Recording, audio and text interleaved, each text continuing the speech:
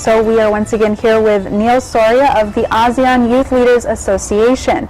So Neil, as we were talking about earlier, let's go back to what do you think about the recent elections, and what is the general perception of the ASEAN youth about our elections? Basically, if you look into the past elections that we had and this most recent elections that we had, the COMELEC did a really great job in making it to a point that it will be orderly, an orderly election. Although there were some accounts of cheating, there were accounts of vote buying, there were accounts of casualties relating to the elections.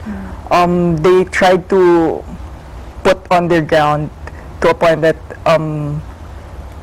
that it will be an honest and it will be a peaceful election. So, when you go to other countries like Indonesia, Mayor Duterte is gaining that popularity. When I talk to my friends, for example, my Malaysian friends, Indonesian friends, they would tell me that Mayor Duterte is actually really known in their country, and it's really nice to see that a Filipino just like Duterte is actually gaining that popularity not only in our country but also internationally, because he's our leader, and these people who look upon our leader, and we see as Filipinos that our leader is being looked upon by other nations. It's already a good thing, for a good sign for the Philippines. Was there any, did the ASEAN youth have any opinions prior to the decision or the counting and the voting regarding the other candidates? Or was it specifically just Mayor Duterte that really kind of boomed?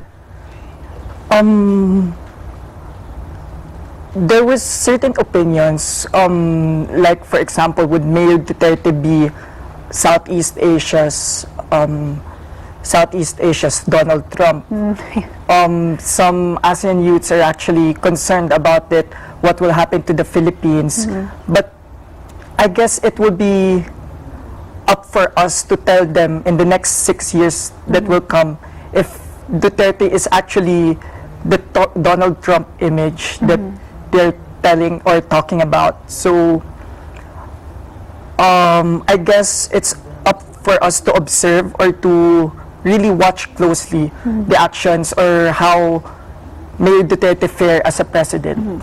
So just to touch on that, the comparison towards Donald Trump, what are some specific things that are seen or being seen in Mayor Duterte which have made him comparable to Donald Trump? Let's talk a little bit about that. So we've heard him talk as well. He's a tough talking mayor. We've heard his remarks about rape, about the rape culture that happened, significantly the event that happened in Davao a few years back.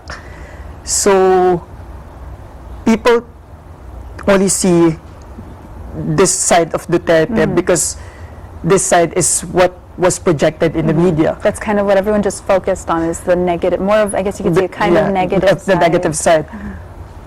Whereas also with Donald Trump, his remarks on the Mexican community being as rapists, and his remarks on putting up a wall in the border of America and Mexico, it actually resembles to what they see with Duterte. But on the other side, they don't see what the performance is on Duterte's side, his performance as a mayor. Since Duterte has experience locally, has experience on local governance, while Trump Donald Trump doesn't have local. He doesn't have government background. Yeah, government background. He's a businessman. He came from the private sector. So I guess it wouldn't fair if we compare Donald Trump with Mayor Duterte. Okay. Talk more about that when we come back. ASEAN in Focus will be right back.